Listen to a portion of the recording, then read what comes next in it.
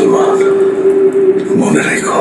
আসসালামু আলাইকুম বন্ধুরা, গত বছর যখন আফরান নিশোর দাগি ছবিটা দেখছিলাম তখন থেকে আমি ওয়েট করতেছিলাম যে আফরান নিশোর নেক্সট মুভি কবে বের হবে। কারণ আফরান নিশো কিন্তু শুধু একটা জনপ্রিয় নাম না, বরং একটা ব্র্যান্ড হয়ে গেছে। কারণ বর্তমানে বাংলাদেশে কিন্তু এরকম কোনো মানুষ নাই যে আফরান নিশোর ভক্ত না, আফরান নিশোর অ্যাক্টিং এর ভক্ত না, এমন কোনো মানুষ কিন্তু আপনি পাবেন না বাংলাদেশে। আর আমি তো আফরান নিশোর সেই অনেক আগে থেকেই ফ্যান, যখন থেকে আফরান নিশোর সেই পুরনো নাটকগুলো দেখতাম তখন থেকে। আর আফরান নিশো যখন সিনেমা জগতে পা রাখছে, জাস্ট একটু দেখেন আফরান নিশোর ফিল্মোগ্রাফি। রেড রাম যেটা ওটিটিতে রিলিজ পায়, এরপরে সিনেমা হলে যে মুভিগুলো রিলিজ পায় সেগুলোর মধ্যে সুরঙ্গ, তারপরে দাগি, আর এইবার দম। মানে সিনেমা হলে রিলিজ পাওয়া মুভির মধ্যে এটা কিন্তু আফরান নিশোর থার্ড মুভি। আর আপনি আমাকে এমন একজন অ্যাক্টর দেখান যে কিনা মাত্র এই কয়েকটা সিনেমা করে এত লেভেলে জনপ্রিয়তা পাইছে। কোনো নায়কই কিন্তু এরকম নাই। শাকিব খানের কথা চিন্তা করেন, শাকিব খানের সুপারস্টার হইতে কত বছর সময় লাগছে, বাট আফরান নিশোকে কিন্তু আমরা এখনই প্রায় সুপারস্টার লেভেলের তকমা দিতে পারি। সো এখন কথা হলো, দম মুভির কিন্তু ফার্স্ট লুক বের হয়ে গেছে, যদিও ওরা অনেক দেরি করে ফেলছে, আরো আগে আনা উচিত ছিল। বাট তারপরও যেহেতু আজকেই ড্রপ করছে ফার্স্ট লুকটা, চলেন এটা ফার্স্ট লুকটা দেখে আসি কেমন হলো। আফরান নিশো যেহেতু, সো এক্সপেকটেশন তো অনেক বেশি হাই থাকবেই। যাই হোক, ফার্স্ট লুকটা চলেন এখন দেখে আসি, এরপর এই ফার্স্ট লুকটা কেমন হলো সেটা নিয়ে আমরা পরে আলোচনা করবো। Let's start. True story. Afran Nisho, হ্যাঁ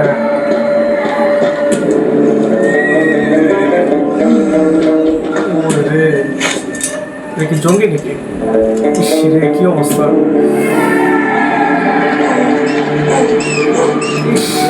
এবার কেউ শাস্তি দিতেছে।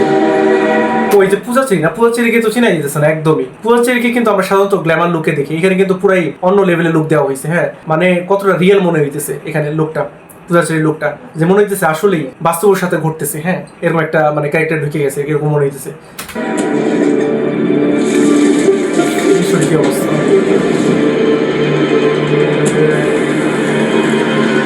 ও চঞ্চলও আছে। ও রে রে, কি সিনারি! হ্যাঁ, ওরে রে, দারুণ! এই শটটা কিন্তু দুর্দান্ত ছিল একদম। আমি শাহজাহান ইসলাম নূর, বাংলাদেশি মুসলমান মনে রেখো। রে রে, ফিল্মের রে দৌড় হয় না। ওরে রে, না না, আমার আসলে ব্রেকডাউন করতে ইচ্ছা করতেছে এখনই। মানে এই টিজারটা একবার দেখলে হবে না। হ্যাঁ, এই ট্রেলার কিন্তু মানে হলো একবার দেখলে আপনি বুঝতে পারবেন না যে কি কি শর্ট দেখালো বা কি কি জিনিস দেখালো। আমরা আরেকবার টিজারটা দেখি এবং ব্রেকডাউন করার চেষ্টা করি একটু। আচ্ছা, শুরু থেকে আমরা যদি আরেকবার একটু দেখি, এই যে বেস্ট অন ট্রু স্টোরি, এইটাই কিভাবে লেখা উঠতেছে দেখছেন? মানে হলো এই বেস্ট অন ট্রু স্টোরি লেখার মধ্যে থেকে মনে হইতেছে বালু ঝরঝর করে পড়তেছে, এরকম মনে হইতেছে কিছুটা।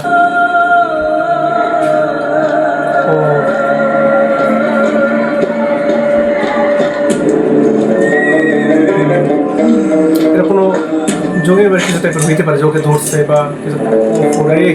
কি অ্যাক্টিং করছে আফরান নিশো! জাস্ট একটু এই জায়গাটা একটু দেখেন কি লেভেলে অ্যাক্টিং করছে আফরান নিশো। ওয়াও!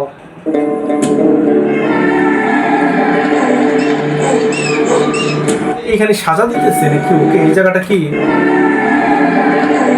হ্যাঁ, এটাই তো ভয় দিতেছে যে কি করতেছে ওরা।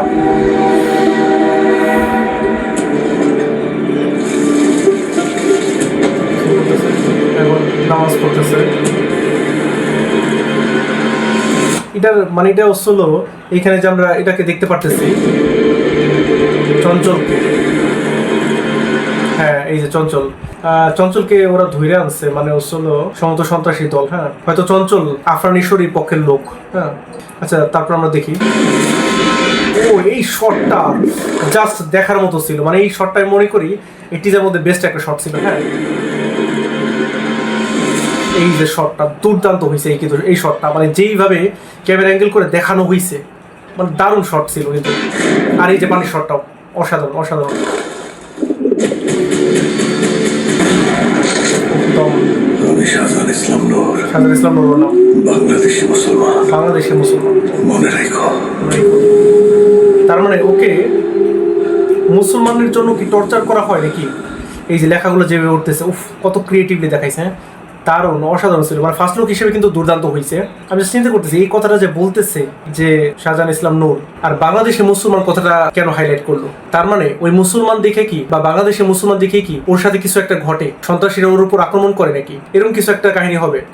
যদিও শিওর না, টিজারটা দেখে আমার কাছে যেরকম মনে হলো সেটা আমি বললাম আর কি। আপনার কি প্রেডিকশন, এই মুভিটার স্টোরি কিরকম হবে বা কি হইতে পারে স্টোরিটা, সেটা কিন্তু অবশ্যই কমেন্ট করে জানাবেন আপনার যা মতামত। তবে এটা ডিরেক্টর রেদওয়ান রনি, এই কিন্তু অনেক ভালো একজন ডিরেক্টর, আর আফরান নিশো যেহেতু মানে টপ ক্লাস একজন অভিনেতা, এই টিজারের মধ্যেও কিন্তু আমরা দেখতে পারলাম আফরান নিশোর যে pure acting just world class. মানে আপনি পৃথিবীর যত সেরা সেরা অভিনেতারা আছে তাদের সাথে কিন্তু আপনি তুলনা করতে পারবেন আফরান নিশোর। আফরান নিশো এরকমই লেভেলের একজন অভিনেতা, তাই না? তবে এটা দেখেও ইন্টারেস্টিং লাগলো যে চঞ্চল চৌধুরী এখানে আছে এবং চঞ্চল চৌধুরীর ক্যারেক্টারটাও অনেক বেশি ইন্টারেস্টিং হবে, অন্তত টিজার দেখে আমার কাছে সেটা মনে হইলো। আর পূজাচেরিকে দেখেও কিন্তু আমি একটু অবাক হয়েছি, কারণ পূজাচেরিকে কখনো কিন্তু আমি এরকম রূপে দেখি নাই। কারণ আমরা জানি যে আফরান নিশো, চঞ্চল এরা বিভিন্ন টাইপের ক্যারেক্টার করে থাকে, কিন্তু পূজাচেরিকে সবসময় দেখা যায় গ্ল্যামারাস লুকে। আর এই মুভিতে আমি ফার্স্ট টাইম দেখলাম পূজাচেরিকে একদম ডিফারেন্ট লুকে, এবং এখানে হয়তো অভিনয়টা অনেক সুন্দর করছে পূজাচেরি, দেখো অন্তত তাই মনে হলো। যদিও এখানে মানে কোনো ডায়লগ ডেলিভারি দেখতে পারলাম না পূজাচেরির কাছ থেকে, বাট তারপর যতটুকু ফ্রেমে আমরা দেখতে পারলাম পূজাচেরিকে, দেখে কিন্তু ভালো লাগতেছে, অনেকটা রিয়েলিস্টিক মনে হইতেছে। হ্যাঁ, আর এই পুরো টিজারটা জুড়েই যে শটগুলো আমরা দেখলাম প্রত্যেকটা শটে কিন্তু দুর্দান্ত ছিল, মানে মনেই হইতেছিল না যে এটা বাংলাদেশের কোনো মুভি। যদিও অনেকে দেখলাম যে এই মুভিটাকে ইন্ডিয়ান মুভি গোট লাইফের সাথে তুলনা করতেছে, ওটির সাথে নাকি সিমিলারিটিস আছে। যেহেতু গোট লাইফ মুভিটা আমার দেখা হয় নাই, এখন আমি কম্পারিজন করতে পারতেছি না যে আসলে ওটার সাথে মিল আছে কিনা বা কতটুকু মিল আছে। বাট আমি এইটুকু বলতে পারি যে বাংলাদেশের সিনেমা হিসেবে এটা কিন্তু one of the best work হয়েছে, জাস্ট এই টিজারটা দেখে আমি বলতে পারি। এখন আমি আশা করি এটা যেন ফুল ফ্লেজড একটা ট্রেলার বের হয়, যাতে আমরা কাহিনী সম্পর্কে একটু আইডিয়া পাইতে পারি। আর এটা আমার মনে হয় দরকার বাংলাদেশের মুভির ক্ষেত্রে, কারণ আপনি যখন প্রপার ট্রেলার আনবেন না, তখন কিন্তু মানুষের মধ্যে খুব বেশি একটা বাস তৈরি হবে না। আপনি একটু চিন্তা করেন ইন্ডিয়াতে কি হয়, এই ইন্ডিয়াতে ধুরন্ধর 2 ট্রেলার বের হওয়ার পর ইন্ডিয়াতে কি লেভেলের হাইপ তৈরি করছে, মানে এরকম লেভেলের অ্যাডভান্স বুকিং হইতেছে, পেইড প্রিভিউস এর বুকিং শুরু হয়ে গেছে ধুরন্ধর 2, আর এখনই যে কামাল করে দেখাইতেছে